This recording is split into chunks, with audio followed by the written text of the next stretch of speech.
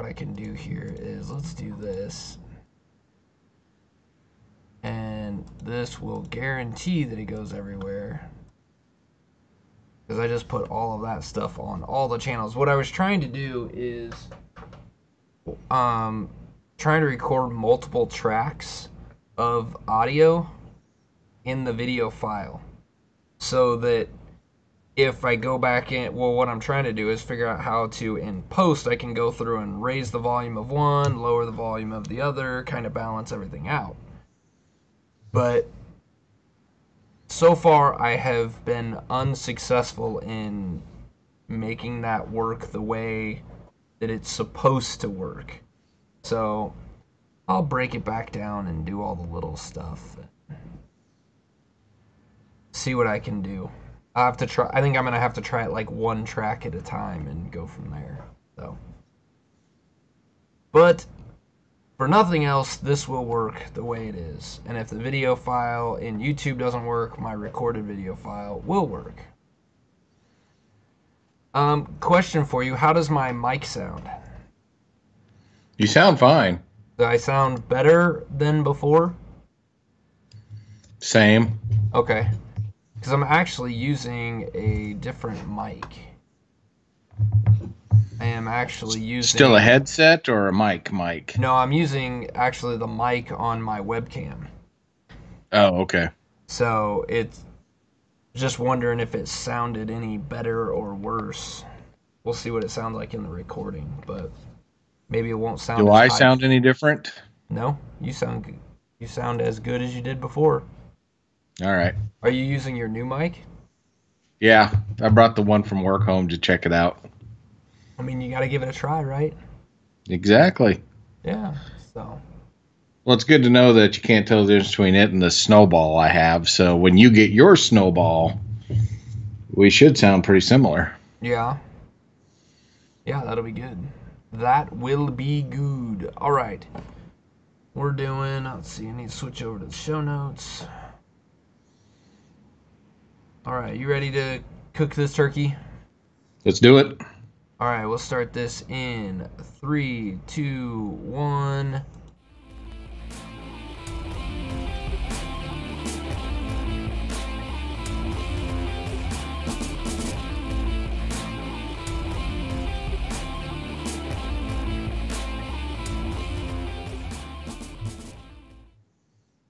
Welcome everybody to Geekvice episode 228, proving any vice with enough geek can become a virtue. My name's Morph. That man's Kip. He's that way now. That man's Kip. Good evening, Kip. Good evening. Hey, your camera looks like it's zoomed into the wall behind you. What? Oh no, that's not good. Well, let's see if that. How's that look? There it is. There we go. All right. Yeah, trying some new little things here. So the video should look crystal clear because it is my nice new Logitech C920 is what it is. I had to look at the box. It's up there on the shelf. C920. It's a nice, clean look, and yeah, you can see all the nice stuff behind me, like the scarves that are up there. But I'm also not mirrored anymore, so everything that I'd gotten used to for the last like 2 years that we've been doing these videos, like I now point the other direction. So like I used to point like this to point at you, and now I gotta point like that. Now I'm over there, huh? So yeah, I'll probably screw some stuff up, but you know, hey, that's the joys of getting new equipment and new stuff, and we're all seem to be running. And so yeah, what you been up to the last week? Anything fun? Anything exciting? Fun and exciting, probably not. So, a couple of things. One, I borrowed my new microphone from work to record. Nice. So it's all fancy. You know, I'm just, making sure it works, for work. Right. Not for anything personal or anything like that. That would be horrible if I did something like that. Right. Exactly. And We are now switching our gaming day to a gaming evening and doing Thursday evenings now. Ooh, nice. The ability for people to show up on Friday afternoon has greatly diminished. So we moved it to Thursday evenings. Is that due to work demands? Two of the people actually found jobs, so Oh, they, you know, so that it's a good helped. reason that they're not, Yeah, it's a very good reason. The rest of the people have no excuse. They get off at 12:30 like I do. But I gotcha. I gotcha. so so this Thursday, Cinder Block, we're gonna be there. Oh, you're even going up north to the brewery, huh? Yep. Might as Nice. well game where they serve beer. Yeah, Seems like a good idea. I like that idea. Well, once Red Crow gets their new setup, you'll have to come down to Red Crow. You won't have to come as far south because they are moving to Olathe, Yeah, because wherever that was, Spring Hill. Spring Hill. I almost said Springfield, but I knew that wasn't right. But it felt like driving to Springfield. It's halfway to Oklahoma. It's So way down there. yeah, yeah. But now we'll be at Red Crow is going to be at Case 7 and 135th Street. Do you know where Brown Bag Liquor is? Nope. Oh, do you know where Walmart is? I know where a Walmart is. Do you know where the Burger Probably King is? not that one. If you go to Brad's house and it's like go like you're going to Brad's house, but just go south on K7 past Brad's house, you'll run into it. It's Yeah, that won't be too bad. yeah, it's not too far for you, and it's gonna be a much bigger setup. They're actually taking over the old Goodyear tire building there, so they're gonna have like I think it's got like 4 bay doors and lots of big open space. So I'm excited. I That's can't wait perfect for for them a to get done. brewery. Yeah, yeah, So exactly. do they have an opening date on that one yet? They do not have one yet. They just got the keys not that long ago, and they'll have to do a bunch of tenant finish work. So, but I'm hoping soon because I'm missing my Red Crow time.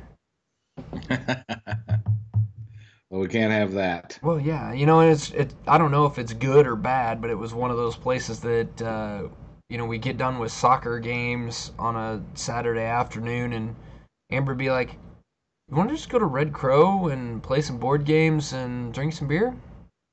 And we'd have the kids with us, and they'd be like, "Yeah, let's go to Red Crow." And I'm like, "Sweet, let's go." Do So it. yeah, it's I don't know if that's a good thing or a bad thing, but that's what I did with my kids. So Nice. so you've moved your gaming days to Thursday. Yep. You watching it? You still watching that cultist show, or did you finish that one? Finished it. And just because I've got to know, I actually put a book on reserve from the library that was written by the Rajneeshi guy. Oh, nice. So I'm going to read one of his books. Awesome. That sounds You know, good. you got to give both sides of the story equal chance. So Right? that's what I'm going to do. Yeah, I get it. If I I if get it. I if I start wearing like maroonish jumpsuits, you might want to have an intervention. Sure. Just so Yep. you know. We can do that. Yeah. We If can I do that. start walking around doing the namaste, just call the authorities. Yeah, we'll just take care of that right up front. Yeah, I'm counting on you. So, what are you watching now? Like, do you just have like this Oh, list of things you just jump to, or do you do like a randomness of go see what's recommended on Netflix? we it's half and half. So when Longmire was on whatever cable channel they were on, we watched the first 2 seasons, maybe the first 3, and then it moved to net. It got canceled, and then Netflix picked it up. So there's like 5 or 6 seasons now. So we're catching back up on Longmire. So I don't know if you ever watched Longmire. I've not. That's one that's on my list, but I've just never actually gone and watched it because that's the western, right?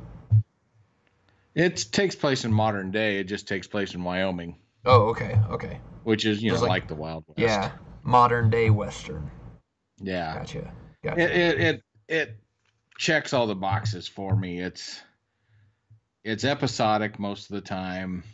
It does have a thread that goes through all the episodes, but it's still villain of the week kind of a thing, which I enjoy. I like the country no nonsense um, way of life. You know, Yeah, you only speak when you really have something to say. That saying, it's better stay quiet and let people think you're an idiot and than to speak and confirm that you are. Um, so the main character, Longmire, barely speaks. I mean, he only talks when he actually has something to say, which is refreshing. It has Katie Sackhoff from Battlestar Galactica fame. okay. She's a deputy. He's the sheriff. She's one of the deputies. Has Lou Diamond Phillips. Uh, it's just really well done. If you haven't seen any of it, I highly recommend watching Longmire. It is so good. Um, it's like the more serious version of, say, Justified. Okay. Justified had a lot of good humor in it and stuff like that. Longmire, not so much. There's a little bit, but sometimes I think it might have been an accident that it was funny, but still, Right. it's a good show. I really like it. Oh, that's cool. Yeah, I'll have to move that one up on the list. I'm getting close to getting caught up on my shows. I've only got a couple more episodes of Into the Badlands, which has finished up the third season, and so I'm finishing up the third season now. And man, that show is just really good. And I I really every time I watch that show, it makes me wish that the choreographers for the fight scenes of Iron Fist were to watch these guys. And it's now granted, Into the Badlands has a ton of wire work. If you've seen Crouching Tiger, Hidden Dragon, it's that type of fighting. But there are moments where you can tell that fighting, that crazy acrobatic stuff isn't all there. Some of it's actually just well choreographed fight scenes, and that is definitely what Iron Fist was missing. So it scratches my niche for uh, just kung fu combat, Bruce Gotcha. Lee Yeah, style. we started watching it last year and really liked it. And so for some reason, I think the next shiny object came about and we stopped watching. But I think it's one we will pick back up. Yeah, I recommend it. I It's like really the good. whole setting. It's like modern day, but it doesn't seem to fit anywhere in the world. Yeah. So I like that whole idea, like True Blood. They're in Louisiana, but they could have been anywhere in the world, and it didn't matter because Yep. it's their own universe, and Yeah. this is that way. Yeah, and this third season is really good. They've introduced some new characters. They've brought back some old characters. They've done a really good job of mixing things together, and I'm really liking it. It's a lot of fun. And then my kids and I actually finished The Hollow, and I should have looked up more on that. I'll talk a little more in depth about that maybe in an upcoming episode because I don't have all the information in front of me. But that was really good, and the kids really enjoyed it, and I really enjoyed it, and it was just a fun little animated short. It wasn't, it's only 10 episodes long. It's only one season, and I don't. They couldn't really do a second season.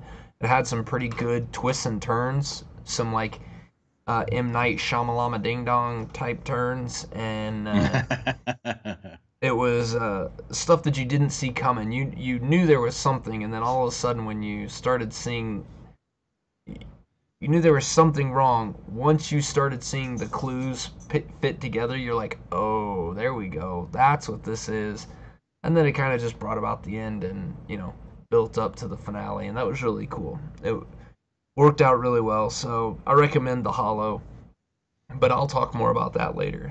Yeah, I'm curious about that one. I may try to get an episode in or two before you talk about it, so I at least Yeah, know and they're from short. experience what you got. They're short episodes. They're only like 30 minutes long, so you can knock out the whole season really quick. So Okay. yeah, And I'll they're just take some time out of my Bloodborne playing time at night and watch an episode here and there. yeah, there you go. Well, that's It's a big sacrifice. I want you to yeah, realize taking yeah. time for my Bloodborne is Well, it's I feel huge. your pain because I've found a new game that will get talked about again a lot more later because I will spend way too much time talking about it now. But it's a game called shit. I don't even remember the name of it. But it's. Do you remember me talking about a game called Commandos back in like the 90s? It was like a Yeah. stealth Nazi take down the Nazis. Well, this one takes place in medieval Japan, and it's the same type of style. You have multiple characters that you're managing, and it's stealth. It is 100% stealth based. You don't want the alarm sounding. It's a little more forgiving than Commandos, but it is a ton of fun. I just started playing it this last weekend, and I'm already logged, I think, almost 7 hours into it. So Recording any of it? I'm not recording any of it yet because I haven't quite got that set up all working yet. Um, but I probably will be, although those episodes will be probably pretty long. The last mission that I ran in that game was about an hour and a half long, and it's because I'm slow and methodical and I don't like getting shot at or sounding the alarm. So it's very slow and very tedious and a lot of like trial and error. So um I might record a little bit of it, maybe the first couple missions that don't take quite as long and see if people like it and put that up on the YouTubes. So, That works. but enough of this jibber jabber. Let's get Jibba on jabba. to the real thing. We are here to talk about board games because we're Geekvice, and you know, I think it's fitting that we're talking about board games when just this last weekend was Gen Con, all about board games, and neither of us were there. And so, what do we got here? Century Eastern Wonders. This is an expansion, isn't it? Or is it a It is not, completely actually. separate game? It is. And for those who may be familiar with board games, they may have heard of Century Spice Road. Yes, I This have. is Century Eastern Wonders. The box even kind of looks like Spice Road box. Okay. The but the thing is if you had both games, you put the box together and it continues the picture. Oh, It's that's like, cool. and the reason for that is you can combine the two games to make a third game out of it. Oh, really? And they're going to create a third game that goes with all the other two, and you combine all three of those to make a fourth game, I guess. Oh, So I didn't buy the first one, and the reason is there's another game called Century Golem, which is a riff on Century Spice Road. Plays exactly the same, just different art.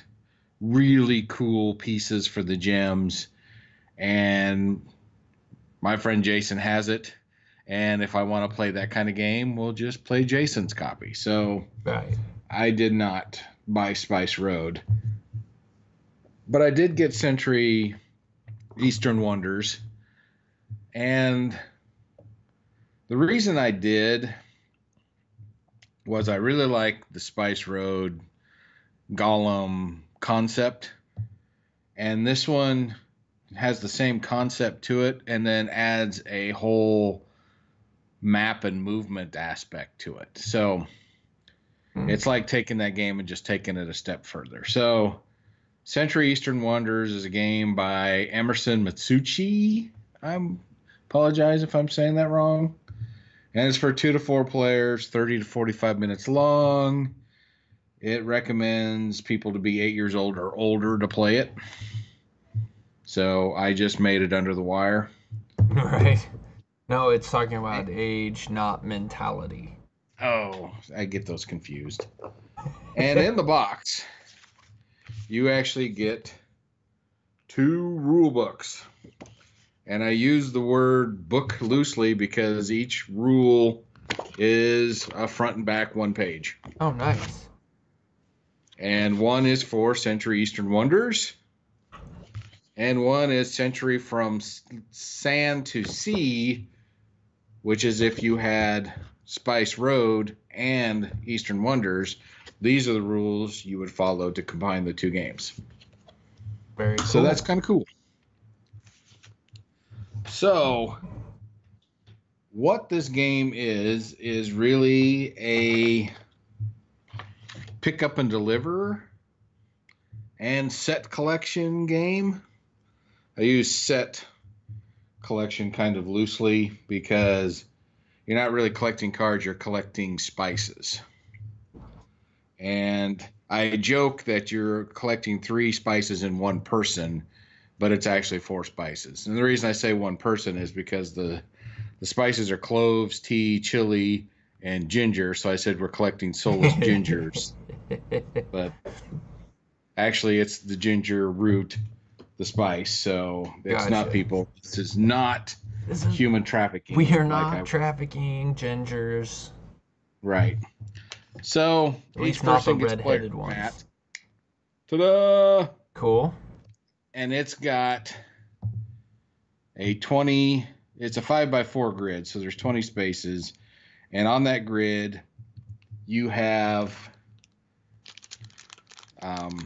these little buildings you put on them. They're called, for some reason now, words are hard for me.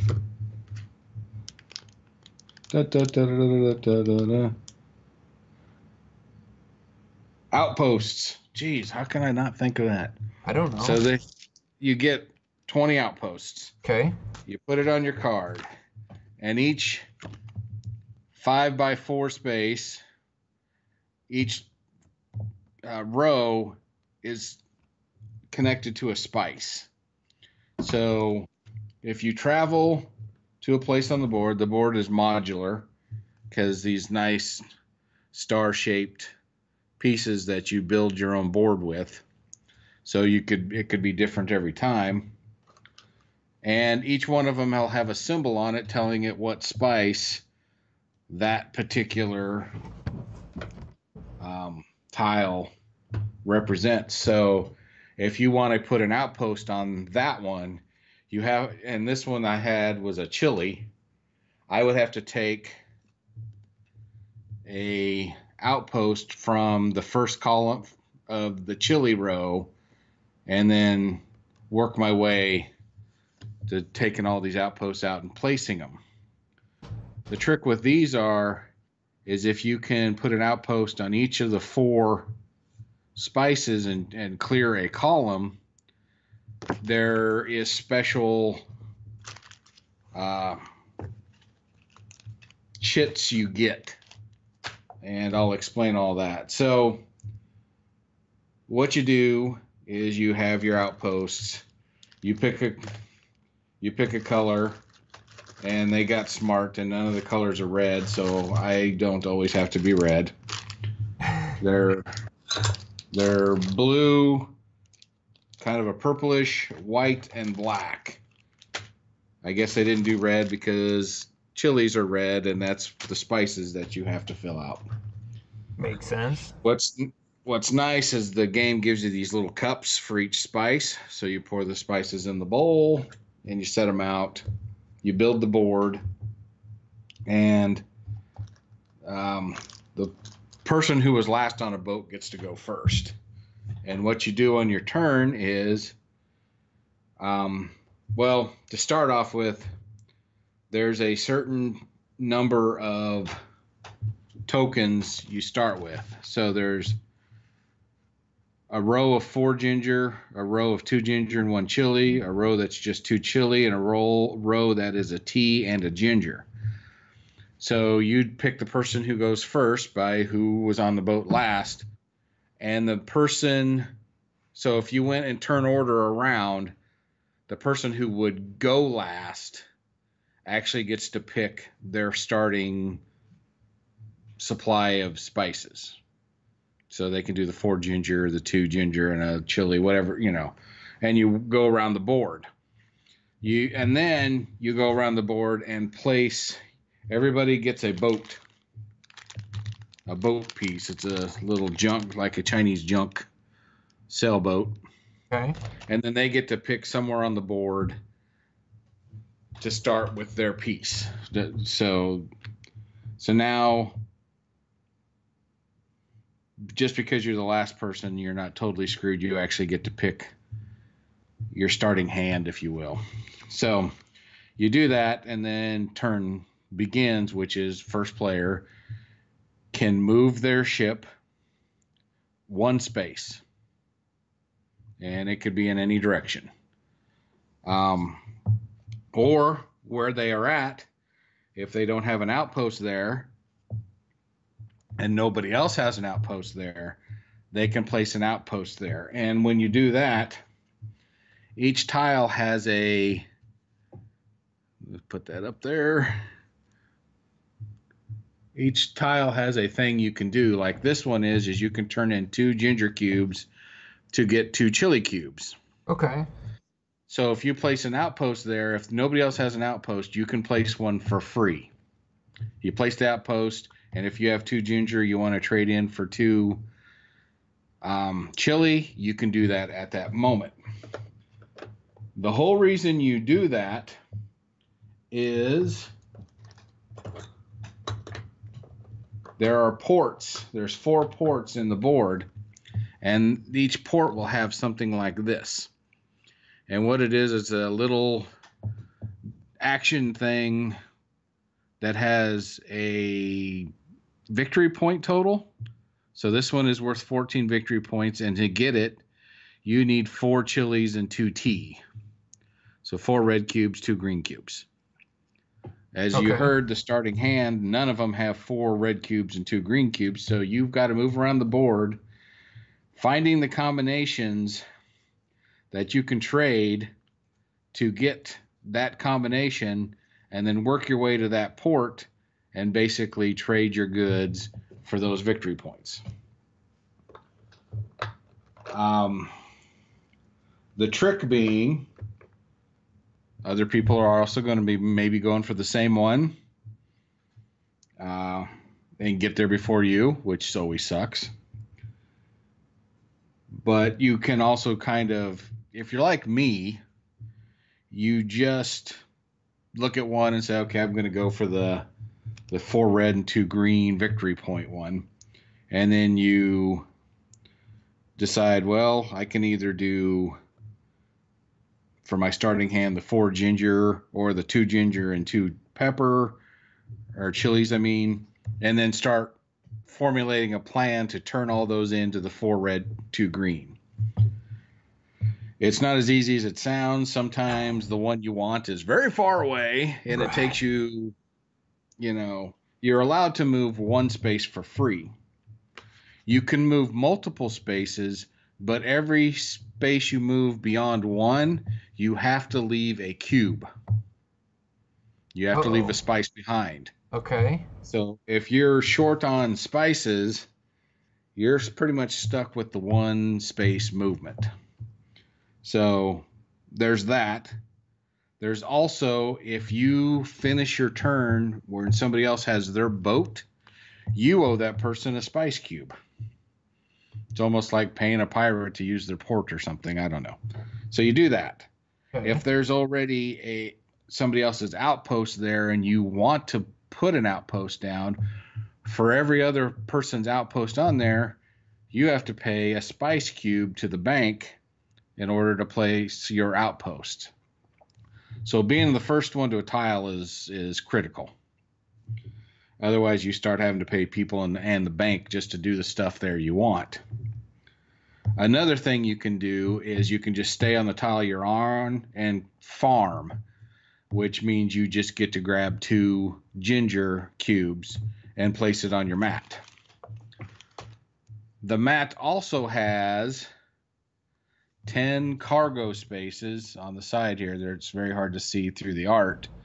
That's all the cubes you can put on this mat is 10. So you also have to be able to manage your resources, because at the end of your turn, however many cubes you have past 10, you have to discard. So, because I guess you have to throw it overboard. You don't have room for it. Right. Like I said, if you clear one of the columns, every time you clear a column, you get a special thing. Well, the special thing is one of these 4, actually 5, extra things you can do on your player board. One of them is you can add 3 more spots to your cargo hold. One of them is every time you farm, you get a red cube as well. And this one is worth 1 victory point at the end of the game. Cool. There's another one that allows you to move 2 spaces instead of 1. It's not worth any victory points. One that is just plain victory points. And this one is the 6, and it goes 6, 5, 4, 3. And the first one to grab one gets the 6. The next one to grab one gets the 5. The next one to grab one gets the 4. Gotcha. So the first one there. And then the last one is, holy cow, I have to look this one up every freaking time. This is what happens when you get old. You can't remember anything. It allows you to, oh, that's what it is. If you place an outpost and you have this particular tile, I've been looking for that word all night too, tile, you get to upgrade one of your spice cubes. And by that, each spice actually goes up in value on the chart. So the lowest one is the soulless ginger. The next highest one is chili, then tea, then cloves. And as you can tell by the bags, here's the cheapest one, and there's a lot of them. Yep. Here's the more expensive ones, and there seems to be about half as many. Yeah. So the more expensive they are, the fewer they are, I guess, supply and demand. So if you have that tile, you place an outpost, you could turn one of your yellow cubes in for a red cube, or one of your red cubes for a green cube, or one of your green cubes for a brown cube. Gotcha. So these are nice upgrades to have, and you definitely want to work your way towards getting them, especially the one that allows more movement. You're really going to love that one. And of course, the victory point one at the end of the game. So you're trying to place your outposts, you're trying to trade spices, you're trying to get these victory point tiles. And the game ends when a person has collected their 4th victory point tile. Okay. So say I'm player 1 and I just got my 4th victory point tile, we finish the round. Gotcha. If the person who went second gets their tile, then the 3rd and 4th player finishes up. The first player is just SOL, because everybody gets the same amount of turns. And then we add up the victory points and see who won. You would think, well, the person who got the 4th victory tile is going to win. I've actually played a game where the person who got the 4th victory tile did not win. Somebody else picked up their 4th on that turn, or as in our case, somebody had 3, but they were some of the highest scoring ones, and they cleared more things out of more outposts out of their deal. And if you can see that each outpost has numbers on it, and those are victory points. So if you clear this one out, there's a victory point. You clear the next one out, now that's 1 Two. and 2 victory points, so there's Gotcha. 3. Oh, okay. So as you clear these out, you get more and more victory points. So, and then of course the tile with victory points on it. So not getting the fourth one is definitely not a guarantee you're going to win. You still have to do other pieces of it fairly strategically, which is of course where I fall down in the game. But that's okay. People who play games with me are used to me going, I should have done that differently. But so that's basically how the game is played. There's some more nuances to it. There's actually a victory point tile that just has a red X on it, and when that one pops up, so when you pull a victory point off of a port, you draw another one from the stack and put it down. Well, if you draw the red X, you put it down. That port is closed. And then somebody goes and goes to another port and pulls that victory tile off. You take that red X one and you move it to that port and it's closed, and you draw the next victory point tile and you put it on the one where the red X used to be. So Gotcha. there's little things like that going on in the game to kind of mess with you as well. But at its core, you are just basically driving around this island, and the island has 3, 6, 9, 12, 15, 16, 20, 24 tiles on it. And 4 of those are ports. And you're moving around and you're trying to, you pull them off the stack and you randomly put them in. Right now, they recommend this kind of shape here, but you can build Okay. your own shapes. Sure. They actually have a page where they recommend a few different shapes. You can play with the shapes all you want to change the game up if you get bored with it. I don't know.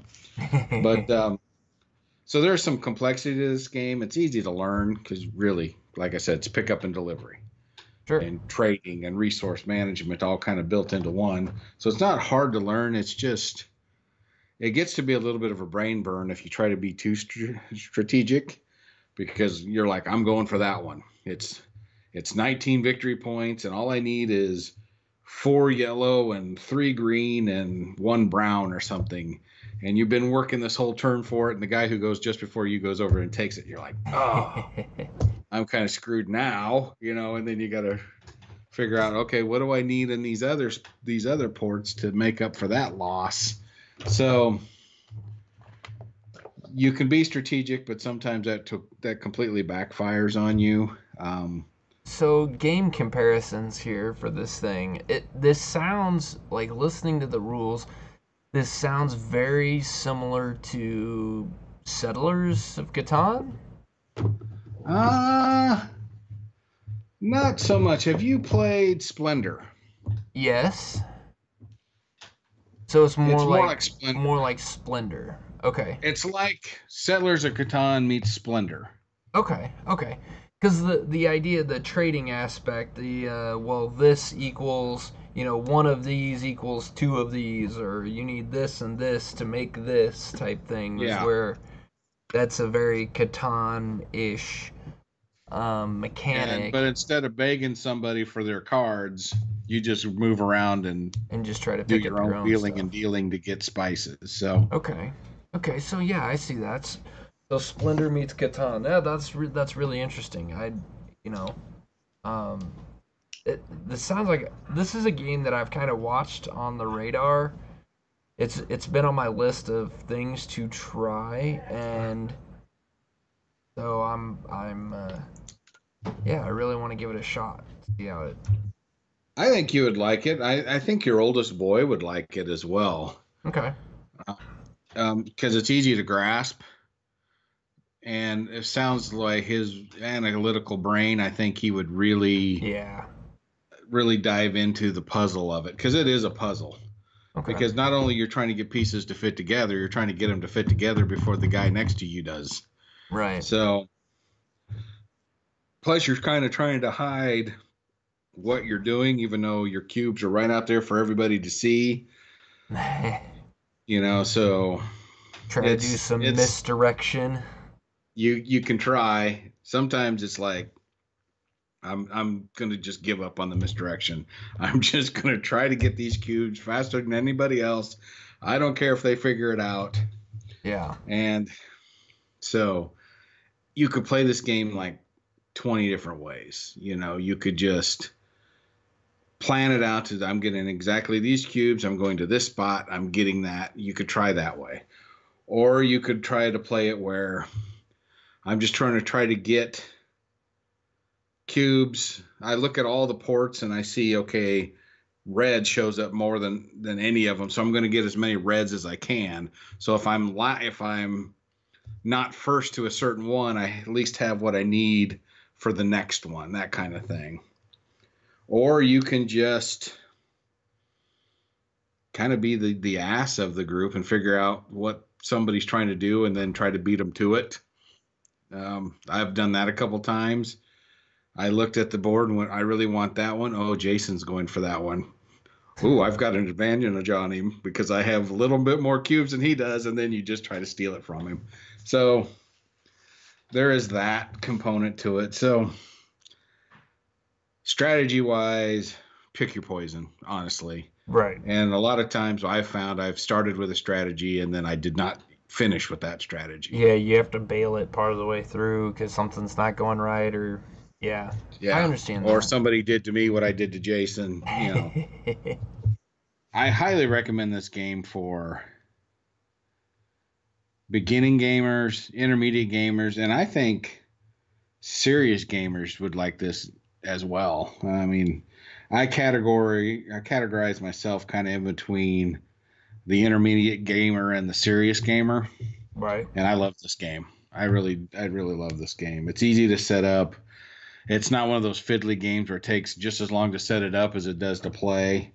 It's easy to set up. It's randomized to a point for the board setup, and then it's just up to you how that game is going to play at that point. So I dig that. Plus, the art is cool. I like the cubes. I like the little wooden pieces for the ship and the outposts. It's just a good game. I like that it came with the 4 bowls to put the spices in. The only thing I want that I didn't get that I'll probably order here pretty soon is there's a player mat for it. Oh, okay. This doesn't come with the player mat, but there is a player mat for it. So it has, where you put the bowls for the spices and what order you put them in, Sure. the layout for the tiles on the table. So you can just follow that and, all sorts of good stuff. So it's like, yeah, I think I want the player mat now that I've played this a few times and dig it. So are you going to end up buying spice roads so that you can combine the two of them together? I don't know. I watched a video from Shut Up and Sit Down where they talked about this game and then from sea to sand, the Mm-hmm. game where you combine the two. And it looked to me like the combination of the two is you can either, so Spice Road, instead of moving to places to do the action that's on the tile, Spice Road is you pick cards, and each cards have actions that you can do to trade your spices, gain spices, that kind of thing. And then there's another row of cards that are your victory cards, victory point cards that you buy with the spices. So with from sand to sea or sea to sand, whatever the hell it's called, combining the two games, you have the choice of playing with the cards or on the board, and you can mix it up. You can do whatever you want. And the victory conditions are slightly modified for that. But basically, it's like trying to play both games at the same time. And I Gotcha. was I Maybe was a not super sure if that sounded like my kind of deal. Game end. The game is triggered once a player claims their 4th VP tile.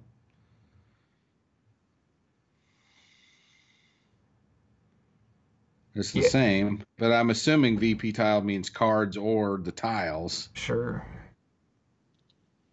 Yeah, I don't know. I'll have to read more. I mean, it almost Yeah, it sounds like they're trying to mix two mechanics in there that might not, they probably plays okay together, but probably is, maybe not the most ideal setup. It was just kind of Yeah. one of those things they pushed out and maybe wasn't I don't know. I'll necessary. have to test it. I mean, I'm not going to buy Spice Road just to see if it works, but if I Right. was also thinking I could probably combine this with Jason's copy of Gollum and it would still work. So Yeah, probably would.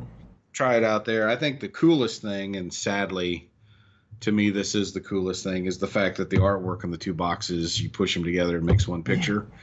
Sadly, I like that aspect of it, but Hey, everybody likes those comic book covers that you could put together, or the ones that had the like back in the 90s they had the fold out to where it was like a big, spread and you could put them all to X-Men did that a ton in the 90s. And I would yeah, buy all kinds of stupid comic books that I didn't need. That's why I have like 15 copies of X-Men number 1 from like the mid 90s that are worth exactly. like, less than the paper it's printed on. Yeah, if I ever ran across a copy of Spice Road that I could get on the cheap, maybe then I would do it because Spice Road is a fun game on its own. Right. But I have Splendor, but this is more like taking that game one step further with the move and all that aspect to it. So to me, why have that game when I could just play this one? But you never know. Yeah, I get it. Um, yeah, this is by Plan B Games, so if they're listening, I apologize. I'm not selling the set very well, but for me, just owning Eastern Wonders is good enough There you go. at this time. So, but if Well, you for want the both copies, I'm not going to stop you, and I'll play your copy of Spice Road. So, there you go. I like it. so this is a Geek Vice recommends, I guess. I'd highly recommend it. Well, and if you can't go from our word, and you need some more data to back it up on that whether or not this game's worth it or not, Board Game Geek has this listed as a 7.6 out of Dang. 10, which to me I think is pretty high. It's also got, almost 800 ratings on it. So being 7.6 with almost 800 people rating it, that's pretty good. This game just came out in 2018, so it's not that old either. Yeah, it just came out like last month. Yeah, so looks really good. They recommend it for families. What does they say the weight of the game is? Oh, don't know. Where does it tell you the weight? Right next to where it says the ranking. It's in the same area. Oh, it doesn't have that for this. I'm Oh, calling the weight. BS. No, no, no. Oh, I see what you're saying. The complexity rating, the weight. Yes. It's only 2.12, which is Yeah. So there you really go. low, really simple to get into. I've never actually seen a game under 2, but I really haven't. That might just be because I don't look at Board Game Geek for games that are extremely simple either. So, True. I mean, I haven't looked up Connect 4 or Sorry or something like that. I'm sure those games were or down a lot lower. I'm gonna have to do some research on that. I want to find a game that I want to try to find the lowest complexity rating for Board Game Geek. But yeah, Board Game Geek gives it lots of thumbs up. Geekvice gives it lots of thumbs up. So go give it a shot. And if Yeah, you do want to that. play, meet up with Kip at where are you going this Thursday? Cinderblock. Cinderblock. Cinderblock Thursday night. You can find Kip and play some board games with him. So That's right. I'm always up for that. Um, yeah. I I bought this game even after telling myself I wasn't going to buy any more games. that's So awesome. there you have it. That is awesome. Like I tell Jason, we're not addicts, we're enthusiasts. That's right. That is right. All right. So that is a good spot to wrap up this week's episode. Before we get into the little closing stuff, I got to give a shout out to a young friend of mine. She lives across the street from us. She's the daughter of the family that lives across the street. She's 12 years old and has started YouTubing and has been for a little while now. She's a vlogger, so she does these little video recordings of just her life and what she's doing, and she is utterly hilarious. She is dead set on becoming world famous when she gets older. So, and she has been going to each one of our videos and liking our videos, whether she's watched the whole thing or not. She is liking every single one of our videos. So, How much did you have to pay her? that's the thing. I didn't even know she was doing it. I noticed we were getting more likes here recently, and I'm like, well, this is really odd that we're getting more likes, but it won't tell me who. It just tells me that we did. And she told me tonight while we were sitting in the driveway, that she's like, yeah, I felt bad because she feels bad because she has 3 times the subscribers on YouTube that we do. And, so she felt bad, and so she went and liked all of our videos, hoping that it would get us some more subscribers. So Oh man, a sympathy like. yeah, and so if you want to watch in the life of a 12-year-old girl, you can go check out Princess Jossie on YouTube. You can find her through our subscriptions, because I'm pretty sure I've made our subscriptions on Geekvice open so anyone can go in and see the stuff that we're subscribed to on there. Go check her out. She's a lot of fun. Go send some love her way for a budding YouTuber, and she's starting this way younger than either of us did. So maybe she has a chance of becoming famous. I hope she does. Yeah, And by the way, Jossie is spelled Jocy. that's right. So yeah. Jocy. So So look thanks. her up, like her a bunch, do some subscribing, make her famous, That's right. and then we can say we knew her when. Exactly. Maybe she can, since her mom and my wife are good friends. Hopefully, when our families are old and we're in a nursing home together, she will be famous enough to be able to take care of us. There you go. That's the goal She in better life. hurry because I'm getting old fast. Right? All right, everybody, go check out our blog at geekvice.blogspot.com. You can go check us out. Follow us on Facebook at facebook.com/geekvice. You can also subscribe to our YouTube channel. Just go to a Facebook page. That's the easiest way to do it. Right on the left-hand side, YouTube tab. Click it and click subscribe and all the videos that are there. And then click on the bell so you can get the updates and all that That's good right. stuff. That is the other important thing. If you want to know when we're going live, like tonight, and you can join us in the chat and come chat with us and make fun of us while we're doing this, you can get notifications just by checking on that bell and click notifications, and you will get notified when this goes live.